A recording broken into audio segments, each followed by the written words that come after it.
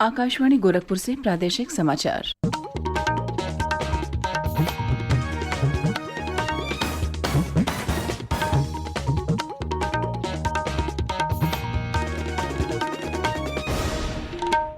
नमस्कार, समाचार बुलेटिन के साथ में शिवानी अरोरा। पहले मुख्य समाचार।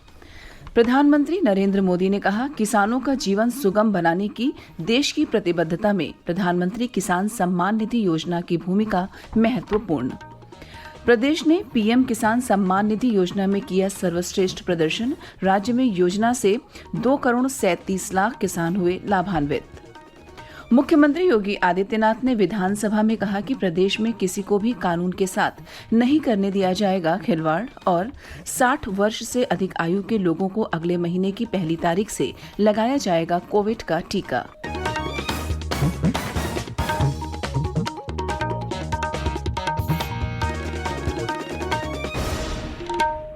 अब समाचार विस्तार से। प्रधानमंत्री नरेंद्र मोदी ने देश में किसानों के जीवन के कायाकल्प की केंद्र सरकार की प्रतिबद्धता दोहराई है। पीएम किसान सम्मान निधि योजना के कल 2 वर्ष पूरे होने के अवसर पर श्री मोदी ने कहा कि इस योजना ने देश के किसानों के जीवन को सुगम बनाने में महत्वपूर्ण भूमिका निभाई है। उन्होंने कहा कि देश के किसान भी सक्रिय रूप से आत्मनिर्भर भारत अभियान का अभिन्न अंग बन रहे हैं। प्रधानमंत्री ने कहा कि पीएम किसान योजना से करोड़ों किसानों के जीवन में परिवर्तन आया है और प्रत्येक व्यक्ति को अपने विकास के लिए ज्यादा कार्य करने की प्रेरणा मिली है। प्रधानमंत्री ने कहा कि पिछले 7 वर्ष में सरकार ने कृषि क्षेत्र के कायाकल्प के लिए अनेक पहल की। उन्होंने दोहराया कि बेहतर सिंचाई, प्रौद्योगिकी, ऋण की उपलब्धता, बड़ी मंडियों तक पहुंच, फसल बीमा, मृदा जांच पर ध्यान और बिचौलियों के उन्मूलन सहित अनेक प्रयासों के अनुकूल परिणाम सामने आए हैं। उन्होंने कहा कि केंद्र ने अनाज और अन्य कृषि उत्पादों के न्यूनतम समर्थन मूल्य में काफी वृद्धि की है। श्री मोदी ने आश्वासन दिया कि सरकार किसानों की आय दोगुनी करने के लिए प्रतिबद्ध है। प्रधानमंत्री किसान सम्मान निधि योजना की शुरुआत प्रधानमंत्री नरेंद्र मोदी ने 24 फरवरी 2019 को गोरखपुर में की थी। प्रधानमंत्री किसान सम्मान निधि योजना के तहत किसान परिवारों को प्रतिवर्ष 6,000 रुपए दिए जाते हैं। यह राशि प्रत्यक्ष लाभ हस्तांतरण के जरिए सीधे लाभार्थियों के बैंक खाते में अंतरित की जाती है।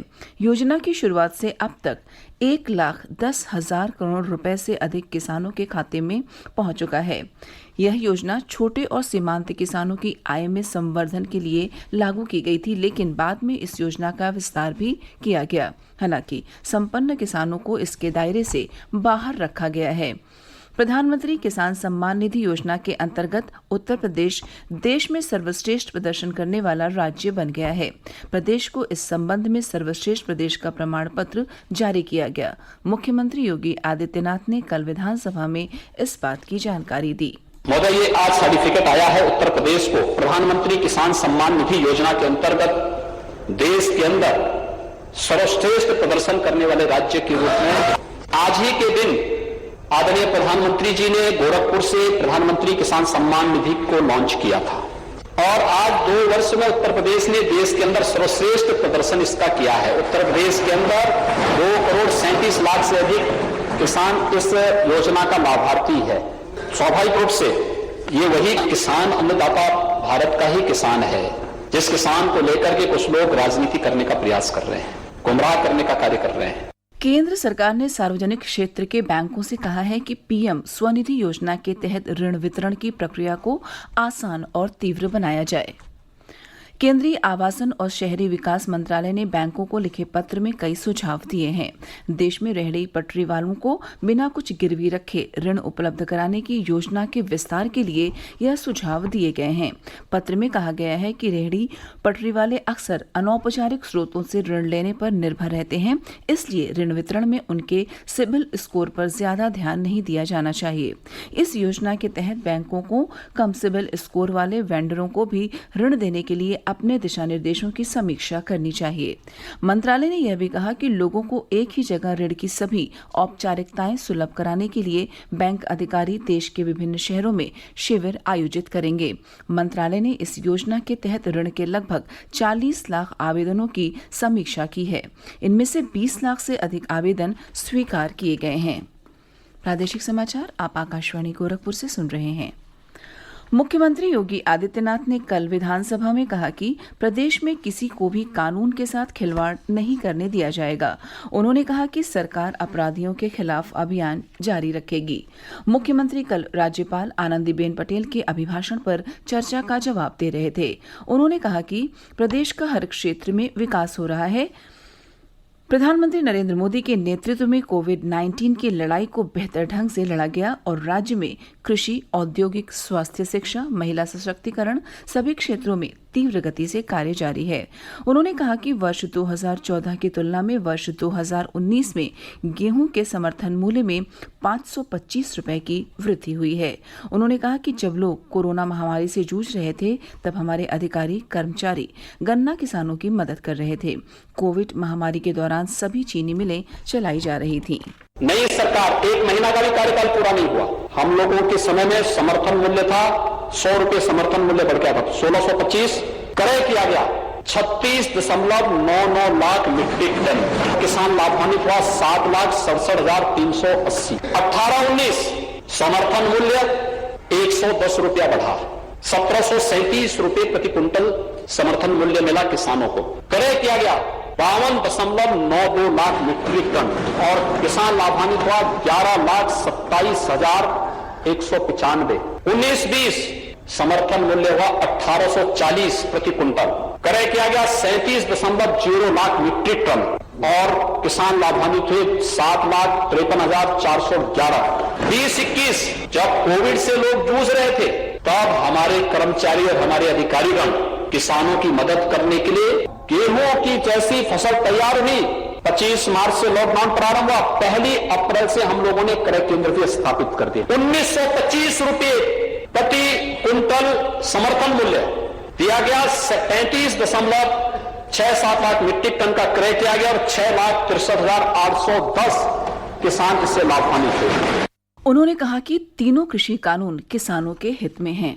मंडी की कोई टैक्स किसान की उपज पे नहीं लगेगा। दूसरा, किसान बाध्य पहले कमांड एरिया होता था हर एक जिले की मंडी का, कि उस मंडी के बाहर आप कहीं भी जाएंगे वहां मंडी के लोग जाते थे और जबरदस्ती वहां पर उसकी किसी भी उसका जो है शुल्क लेते थे, चालान करते थे, तमाम प्रकार की कार्रवाई करते थे।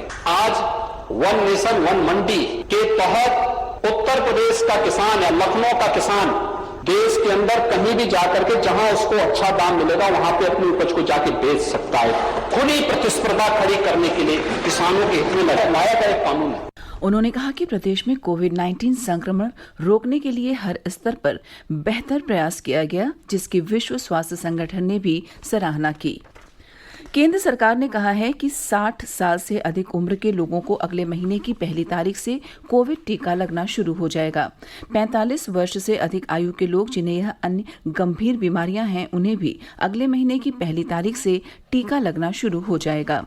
सूचना और प्रसारण मंत्री प्रकाश जावड़ेकर ने कल नई दिल्ली में केंद्रीय मंत्रिमंडल की बैठक के बाद बताया कि यह टीका 10,000 सरकारी अस्पतालों में निःशुल्क लगाया जाएगा, जबकि 20,000 निजी टीकाकरण केंद्रों में लगाए जाने वाले टीकों की कीमत लोगों को स्वयं वहन करनी होगी। 45 के ऊपर जिनको कोमॉर्बिडिटी है, माने भाई डायबिटीज है, हार्ट है, उसकी जो लिस्ट होगी वो आएगी, हेल्थ स्वास्थ्य विभाग देगा, तो वो 45 के ऊपर।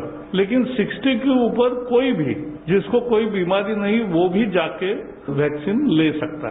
प्रदेश में पिछले 24 घंटों के दौरान कोरोना के 131 नए मामले आए। वहीं इस दौरान 230 लोग कोरोना से ठीक हुए। अब तक राज्य में कुल 5,92,000 से अधिक लोग कोरोना से ठीक हो चुके हैं। राज्य में कोविड टीकाकरण का कार्य जारी है। आज छूटे हुए स्वास्थ्य कर्मियों को कोविड वैक्सीन की दूसरी खुराक दी जाएगी। कुछ राज्यों में कोविड संक्रमण के मामले फिर से बढ़ने लगे हैं, इसलिए अत्यधिक सावधानी बरतने की आवश्यकता है। और अंत में इस बुलेटिन के मुख्य समाचार एक बार फिर।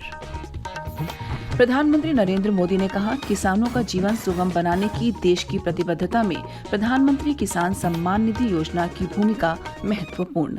प्रदेश ने पीएम किसान सम्मान निधि योजना में किया सर्वश्रेष्ठ प्रदर्शन। राज्य में योजना से 2,37,00,000 किसान हुए लाभान्वित। मुख्यमंत्री योगी आदित्यनाथ ने विधानसभा में कहा कि प्रदेश में किसी को भी कानून के साथ नहीं करने दिया जाएगा खिलवाड़। और 60 वर्ष से अधिक आयु के लोगों को अगले महीने की 1 तारीख से लगाया जाएगा कोविड का टीका। इसी के साथ प्रादेशिक समाचार समाप्त हुए। नमस्कार।